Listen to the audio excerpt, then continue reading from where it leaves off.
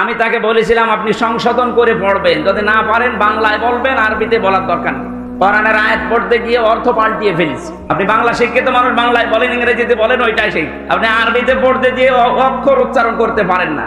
উনি উল্টা বুঝে আমারে ওই দিন রিয়াক্ট করিস। আমার ব্যক্তিগত কারণে না, কোরআনের কারণে আমি সংশোধনে দিয়েছিলাম। আপনি উল্টা দিকে নিয়ে গেলেন কোন কারণে? আপনি যদি জ্ঞানী মানুষ হতেন, আমি একজন আলেম, শুধু বাংলাদেশ না বিশ্বের বহু দেশে কোরআনের দাওয়াত নিয়ে যাচ্ছি, আপনি সম্মানার্থে ওই দিন থেকে লজ্জা করে আরো শিখে আমাকে জানাতে পারতেন।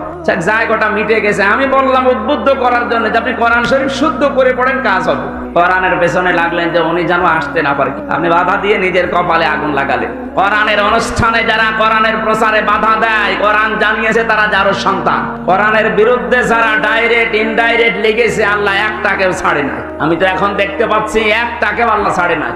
আমি তো মাজলুম মানুষ, এমনিতে জীবনটা শেষ করে দিয়েছে জালেমরা।